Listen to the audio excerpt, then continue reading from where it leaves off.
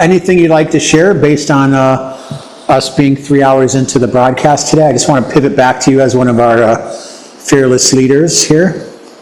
I just, I want to compliment you on securing all these great speakers. Yesterday I was kind of the MC and then also coordinating logistics. It's hard to watch the presentations when you're also worrying about, when the porta potty is going to arrive and all that logistical stuff.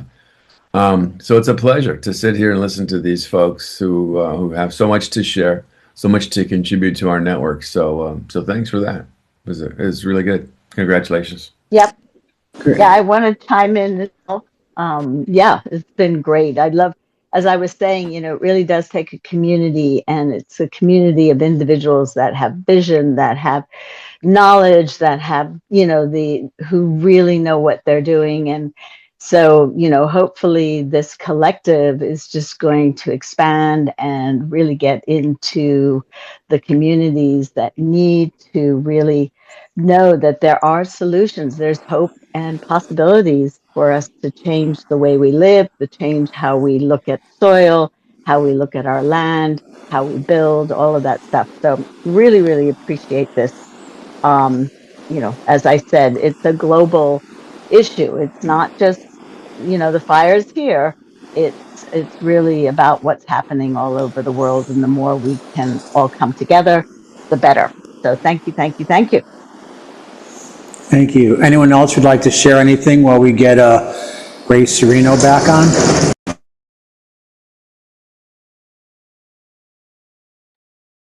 Missed that question. What did you just say? Oh, is there anyone else on the call that would like to ask a question or make a comment while we're waiting? Okay, Ray's coming back in a minute. Yeah. Go ahead. Anyone who would like to speak? Yeah, I don't know if you can hear me. My name is Glenn Hickman. Can you hear me? Yes.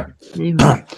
So I love, I came in late to the presentations and only now on the second day. And I'm very curious. I love the pieces and parts that in a whole can actually reinvigorate, we'll call it reworld or repurpose the community on a parcel basis and citywide. But I am curious if there's a pathway to, we'll call it the tax offset for the folks that have trusts. I'm going to make reference to one example, and it's called Reworld. And so I'd ask those innovators that are on this line to go to that website. It's reworld.eco. And you'll notice that in the protection of habitat for a monkey in Colombia, that it was a global effort on behalf of a philanthropist, a venture capitalist, who implemented a process, a plan that used GIS and tax offset to basically protect the habitat. In this case, it's the people. In this case, it's how do we take that compost ceramic and enable the people that come back to purpose them, to enable them. Not that they pay for it, that maybe folks like me that have trusts are orchestrated and bring these enablers, whether it's trees or ceramic composting devices, to the parcels. And in the aggregate, we map it, we look at the carbon credits, and we prove that after a week conflagration, we in fact can make a difference. That's kind of a comment, and that's what I'm gleaning from all of you innovators. Thank you.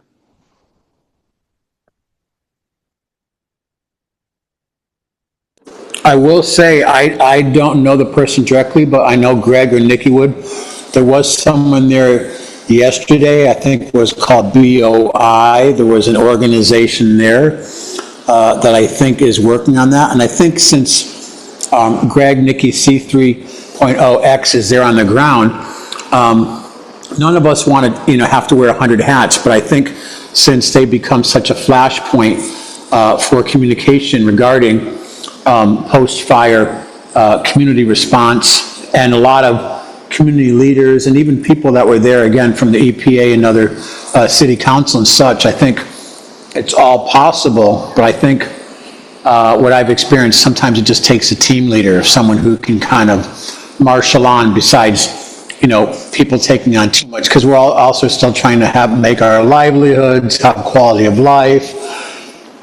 People who are responding from losing their homes to people who want to help from outside the area. But it seems like a very insightful kind of question, provocative question that you're asking as far as, how can this play into being a solution? So I have a I don't know if comment. anyone else would like to comment, and then we'll, go ahead. Yeah, I'll comment. This is Greg Apodaca speaking.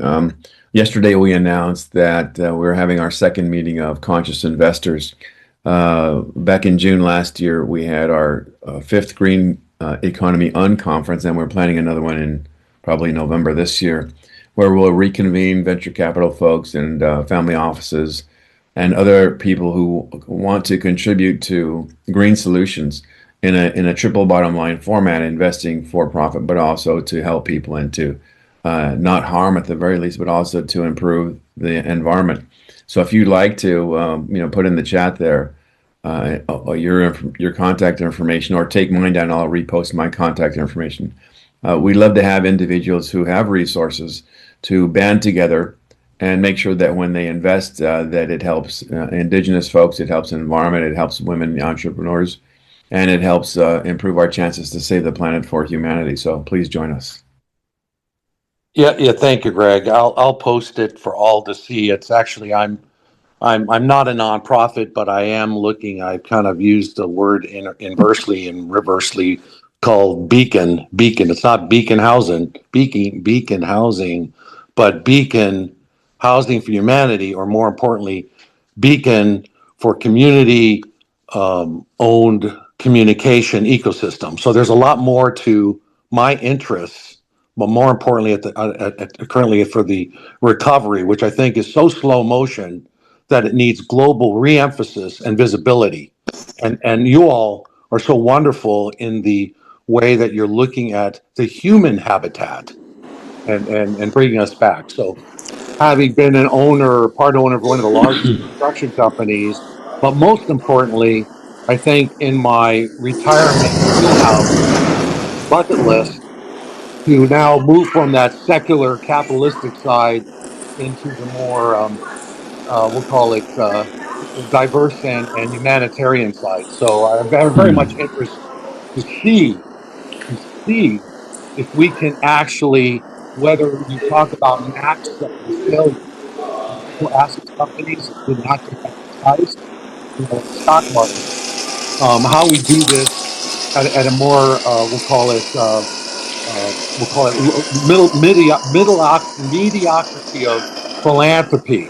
Not that the bombers and the Bomber Foundation Group, while someone has some background noise that's very difficult to hear, but if we really think about the recovery and we think about what we need for green, having lost the canopy, having lost the soil, how we doing this incrementally by small increments of worms, or are we going to really rebuild? And how are we going to do this with a city framework? And frankly, to be as blunt as this, there are not the billions of dollars. There is no federal, state, or local real monetization to make it work. So we're going to have to find real global philanthropy to put us back and put that soil back and put that canopy back. So I really think we need to brainstorm. So I look forward, Greg. I'll put it in the chat to you. Thank you. I also wanted to mention on Thursday, there is an event happening in Santa Monica, which I'll share in the chat, the ideas of circular and regenerative economy and investment. So I'll share that in the chat. I see Ray Sereno's back. And again, I know that we all don't want to spend the entire day here, although these types of solutions and conversations definitely warrant some serious bandwidth and attention. I'm sure many of us get Zoom fatigue, but I do want to welcome back to the call. I see he's here, Ray Sereno from Raygo Natural Building. So welcome back, Ray. Hopefully there's no echo. Hello, are you there? You're working. Great job. Thank you. Oh, cool. All right. So here's a story. I had a great time yesterday, and we solved some problems on the fly.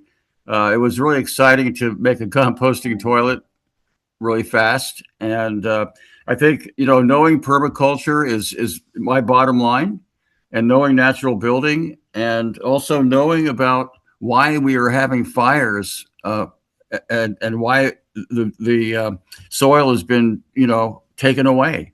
Every drop of soil has gone through an earthworm at one time on this planet, and we got to start doing that a little bit more.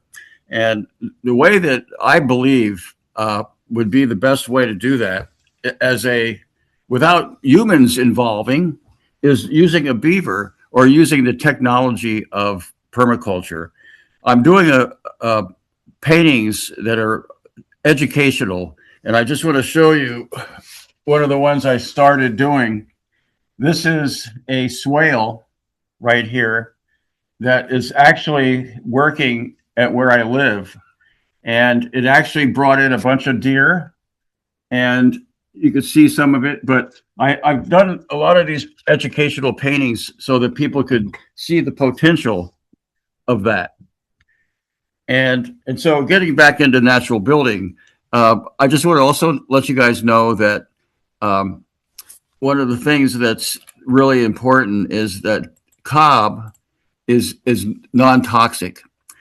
It actually takes away the toxins in a room, because we also make the floor out of cob. And if you're barefoot, it really does a number on you. And so I've been taking some of the concepts of just observation. This is going to be a mushroom house, and I'm putting a lot of attention into water catchment, because water is gold in this world. And these are giant elephant ears that go down into my garden. And this is kind of like what I want to do. I want to make a round house, because if nature was going to make a round house, that's what to do. Humans make it fast, cheap, and want to tax the people so that they could run the buses and run the infrastructure. And I think that's what happened in Altadena and a lot of these fire zones and Pacific Palisades. You never build above the key line. In permaculture and natural building, you don't build above the slope, because once that happens, you're in danger of fires and floods and mudslides. And so there's actually a lot of rethinking that needs to be done based on what's going on. I mean, Topanga is constantly flowing into the road. And so some of the techniques that I'm going to be using is, I'm really into cob in a big way. But the problem is with cob is it's not a system. So I've made it into a system by making it like a Lego block. It has holes in the bottom and knobs on the top. And the cool thing is it has a curve on that side and on this side. And what that does, it gives a lot of edge to the construction. Mostly bricks are square. And when you have a lot of edge, you have a lot of strength. And in fact, this right here is a leaf from a dragon tree that grows at Connie's house. And I could hold my weight up with this little branch. And I use this as strapping inside the cob. And it's almost as strong as iron. And also it's all free. And native people probably used it in the past, but you could actually break it apart and it's still strong.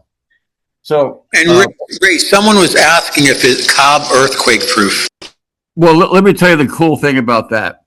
It's earthquake proof in a round house, because picture a house being like a bowl, and underneath the bowl is gravel, and the gravel are like marbles. So when an earthquake comes, it's like waves. And so what happens is it rolls like a wave. Now it might be tilted, but you don't want to have a giant house. You would have a small house, and also it's all recyclable material. You could take it and rebuild it with the same material. You cannot do that with concrete. It takes too much energy.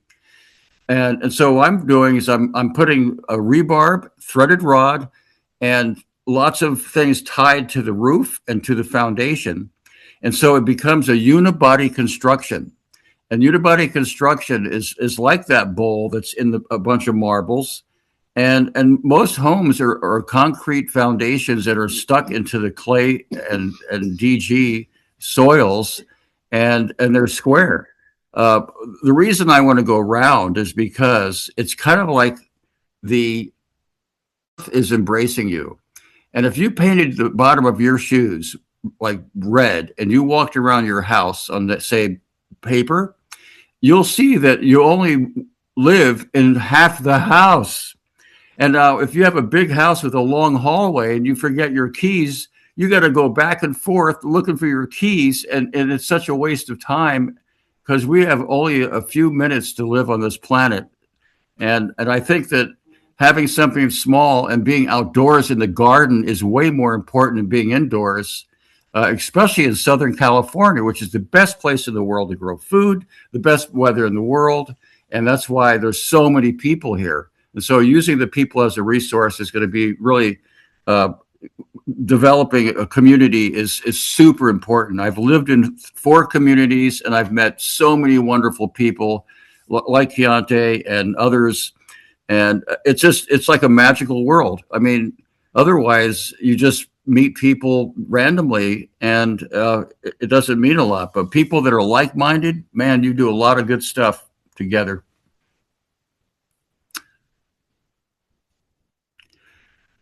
So I want to show you some techniques. This is lava stone. It's called scoria. It has tongue and groove in it. And I'm going to start using this as a skin to be fireproof. And what I did is I love making models, proof of concept. This is a wall and there's a window. And you can see that there's a curve. Now, architects, since God only knows when, have never considered wind hardly at all, except for the Superdome in New Orleans. In the Superdome in New Orleans, they have this curve on the stadium because hurricanes go up to 200 miles per hour plus. And what it does, it creates a wind wall so that the wall and the wind become the solution. And so in permaculture, we turn the problem into the solution. And so that's what the thinking should be, because if you don't embrace the problem, it's going to grow, and you don't want that to happen. Now, the other cool thing that I've developed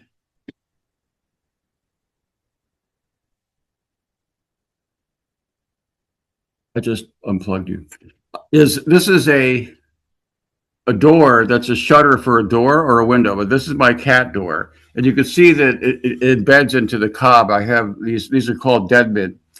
And anyway, when you go on a vacation, you can unlock it or lock it up so no one can break the window. And also a fire, when it hits this, it swells up and it seals it.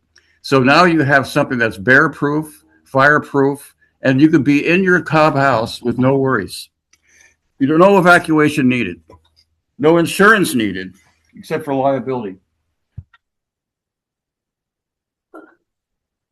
So I also want to encourage people to look in the chat when you're done presenting, or if you were a presenter, there's a lot of questions, people looking for connection or contact information, so please feel free to use the chat. Again, I want to remind people this Soil Summit Sunday seminar series will be edited and rebroadcast on Regen Media TV, and C3.0X will also be broadcast. So back to Mr. Serino and Rego. Okay, so here's my contact. What we're doing, I'm building a dream house that's going to be fire resistant and everything we'd ever want to have to show a model that works really well. I'm also into building solar cookers. And one of the windows of the south-facing wall will be a solar cooker window. At a certain time of day, you can throw your potatoes in there, your rice, whatever, and it'll cook it. And you don't have to go outside. And so you use the sun. It's the biggest furnace in the solar system, or our solar system, to cook with. And so these are things that are actually fun to do, and it's exciting. And I've also been approached by SciArc, which is an architectural school, one of the 10th best in the country. and they're doing a movie on what I'm doing with other architects on solutions for fires and fireproof housing. And also, I'm going to present to them this year a bunch of my Rego blocks, which I have a brick press I just ordered, and it's in my shop. And I'm going to start making bricks that they could put together a makeshift house in their parking lot and let them go wild and just have them create the app if possible. In fact, imagine having a natural built house with an app. Now, one of the things that I learned yesterday at Greg's place was there's a lady who is going to be making a house out of recycled plastic. Now, I was talking to her about Cobb and making printed houses. Now, printed houses, I don't know enough about them, but I know that you have to have a setup for the printed house. And a lot of times they're using concrete, which is really a no-no. Concrete lasts only 100 years. When we make anything, it has to last 7 generations or 200 years. And so that's the mindset that I have. I make rocket stoves, I make solar cookers, I make big giant trellises for growing food. And I want to make sure those last 200 years. And I've been doing this for probably about 20 years, if not more. And so it's really important to realize that, you don't just go to Home Depot and look at the new growth wood that's going to have termites in it within a couple of years. I have old growth railroad ties that I'm using from the 1800s out where I live. And termites only go in when it's in the ground, and it withstands the sun and the wind and the weather. And so this is like a rare thing. And of course, Cobb lasts 9,000 years on record. So if you know what you're doing and you want to learn, we have a wonderful workshop coming up this coming year where we can learn all the disciplines, all the things that we need to know about building in a safe, non-toxic environment and enjoying it and having fun. Because I think fun and enjoying it is what we've always done. We've always done that. You could ask Keontae. He and I used to have fun at this eco house in Mar Vista, and it was a community of people who knew what was right. Absolutely. And I just want to mention, I know Ann has to leave. Ann is working on some eco-village projects in Africa. That would be a potential nice connection, potential strategic alliance for you, Ray. And I just want to again welcome everyone to our Sunday Soil Summit series. We've been having a huge focus on post-fire soil testing and remediation, but we're also looking at the old design, the old models, the old paradigm that contribute to events like this being more toxic. But also a big part of this, we don't want to forget the human story, that there's a lot of trauma and fallout with human beings from the experience. And one of the biggest ones I've seen is people navigating the matrix of how do I get compensated, how do I deal with my insurance company, how do I deal with the state, how do I deal with the utility company that has taken responsibility for burning down my home. All of these things are very emotional, but very important aspects to any post-disaster situation. So with that, I'd like to welcome, I got to meet them a few weeks ago. I want to mention they also were helped to sponsor some of the program yesterday and today. We did bring out a professional film team, and there's a lot that goes into producing these events. But I'd like to welcome Shannon Nokon and Jordan Kellogg from Shack Law Group. So welcome to the Sunday Soil Summit and bringing your expertise for litigation. Hi, everyone. Thank you so much to Michael and Greg and everyone who put on the event yesterday.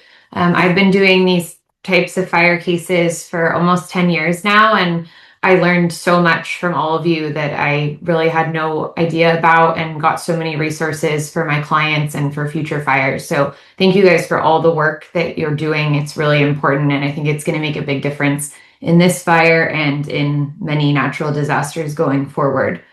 My firm got involved in this type of litigation in the 2007 San Diego fires. My boss and his wife were evacuated. They had to evacuate their horse business.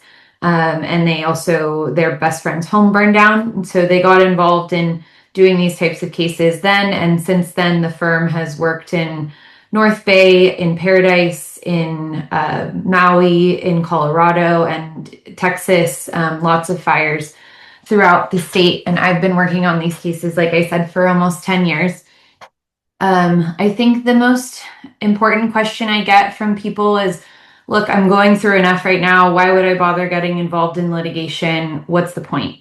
And really, the point is right about now, as I'm sure many people know, is when you're going to start wrapping up your insurance claims, or you're still fighting with your insurance to get the money you should get. And you're just realizing that you're going to have a significant gap to rebuild, to get your life back on track, and also that there are a lot of expenses that just aren't covered by insurance. There are people who have suffered significant lost income, who have suffered lost time at work or time with their family. They've suffered significant emotional distress. They've suffered personal injury. Those types of things are just not covered by insurance, but they take a huge toll on you personally as well as your finances. So in a case where there is a utility at fault, that's where that type of litigation can come in and help people bridge that gap. It's not as fast as insurance. It might take a little bit longer, but it really does help people get across the finish line, at least closer to it financially in recovery. So that's what the purpose of the litigation is for. My team, and really any law firm that does this type of litigation for the most part does it this way. It's a fairly small group of law firms that do this and have been involved in most of the cases. But everything is done on contingency for the most part. I'm not really aware of any firm that doesn't do it on contingency. So it's no money out of the client's pocket. If we are successful in recovering money for you, then we take a 20% cut of that. We front all of the costs. We pay for a team of experts to evaluate what your actual damages are, and to really build up your individual claims so that you're maximizing as much as you can out of both your insurance and your utility claim. So I would encourage anyone who's on the fence or who knows people who are on the fence, it's really almost no risk to the person to participate in litigation. This is not like a normal litigation where you clients have to do depositions or go to trial. That almost never happens. I have not had a case go to trial. Almost everything settles. I've had very few plaintiffs have to sit for deposition. The only time that's ever happened is if they saw something that was related to the ignition or that spoke to liability. The defense wanted to know what facts they had. But otherwise, it's less involved than if you're involved in a kind of one-on-one lawsuit. So it's an important tool for recovery. We also, as a free service to our clients, we really try to help as much as possible with the insurance side of things, whether that's answering general policy questions or helping you write letters, reviewing your policy to see if you have coverage for certain things. We also work with an attorney who does bad faith litigation. So if you get to that point where you really need to sue, your insurance company is just giving you the runaround, we can point you to attorneys that can help you with that and get that part of your case resolved too. So that's kind of just the general background. I noticed there's some questions in the chat. So, oh, I thought I saw. Oh, okay. With regard to insurance approvals for oh, that's separate. Okay, never mind. Well, anywho, if anyone has any questions, has any questions for me now, I'm happy to answer, or Michael has my contact. I think that's going to be shared. So we're happy to just help in any way we can. We're also still taking new clients. So I encourage anyone to reach out with any questions. Excuse me, could I don't know if I'm on mute or not. If I could ask a direct question, does your Sure. law firm enable a group of homeowners, specifically in the city of Sierra Madre? We're in a massive 42 home development, and considerable questions are coming up about the environmental testing, the efficacy, the clearances, lack thereof, do you get involved with assisting neighbors and versus cities? Yes, we have represented HOAs in the past. I don't know if your neighborhood is set up that way. It's not an where HOA. It's not a HOA. it's not an HOA. Okay. So is your potential group claim, are you thinking who would be the defendant, or who are you guys working with to resolve the dispute? It's a long. It's definitely a very complex. Several litigations, measures that were defeated. It's you might call it a NIMBY, a YIMBY, a need for money. From a city that needs development. And I know I'm on a recorded line, and this may reach its way in different ways. So I'll put my contact information into the chat to you specifically, and if there's interest, we need that. There's probably a group of 40 people need help. Thank you. Okay, great. Yeah, and as I said, we primarily do the utility litigation, but having done these cases for so long, we're pretty familiar at this point with a lot of the issues that come up, whether it's with the government or with other entities that you're dealing with, insurance companies. So we can at least point you in the direction of someone who is an expert in that, even if it's not something we can help with. Thank you. All right. Well, barring that, thank you everyone for your time, and feel free to reach out and continue the great work that you're doing. It's really, really impressive. Great, and thank you for taking some time on a busy Sunday here to drop in with all of us. It's Brian Figueroa's birthday today, and he was going to have a representative here who I just talked to, and they're having some Wi-Fi connectivity issues. So I want to open it up for anyone. Anybody have any input or anything they'd like to share before we wrap the call for today?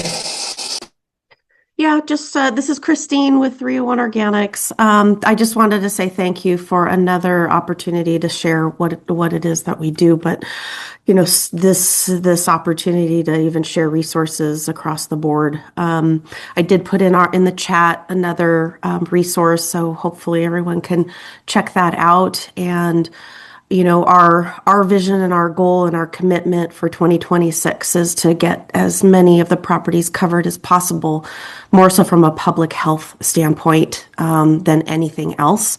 And we can't do that at scale if we're not building a workforce. And we're just proud of the team that we have, and we're ready to train another cohort of workers. But we need support. Not us as an entity, but people who can't afford to get their ground covered needs financial support, and we're here to help with that. So, and thank you, Michael and Greg and everyone. Your heart is in this. It's genuine. It's transparent, and I'm just so honored to be a part of the group. Thank you.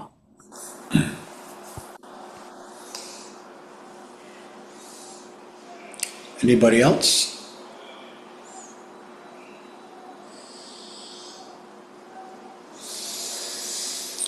So just on finishing a couple things, I will, again, as many of you know me, I'll probably send it out on Telegram, Signal, Facebook, WhatsApp to the Soil Summit groups. I'm sure Greg and Nikki will be emailing you.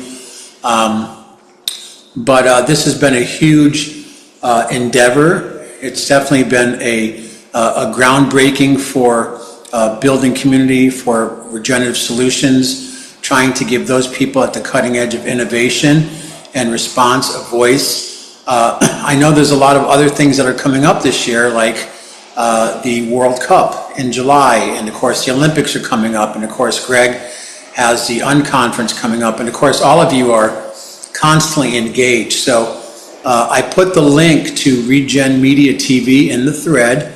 It's one of the places you can go to share the broadcast afterwards. I know a lot of you are so busy that it's hard to always spend hours and hours talking, so it's really been an honor and a privilege today.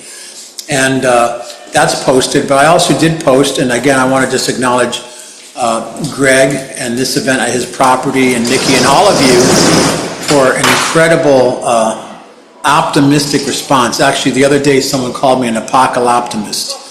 They're like, it's the apocalypse, but you're so optimistic. And I'm optimistic because I get the privilege of being on these calls and communications and events with other innovators, luminaries, and solutionaries like all of you. So I remain optimistic. I got a toot of approval there from the universe. And I did put a link in there for Earthstock Foundation, Venmo, Zelle, PayPal.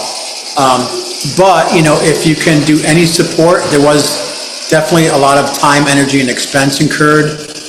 Tents and rentals, etc. A lot of stuff was donated, food, the Eilish Foundation, the porta potties, you know, but there's definitely a lot of time and expense. If you can make a small donation, it's appreciated. If you can't, we totally understand. We're not doing this to make money, but we're doing this to try to, again, bring solutions, build community, and to design and actualize the regenerative world that we want for ourselves, our children, based in the ancient traditional wisdom of many indigenous cultures, but bringing that forward with cutting edge innovation and technologies. So again, this will be up probably in a day, it'll be posted.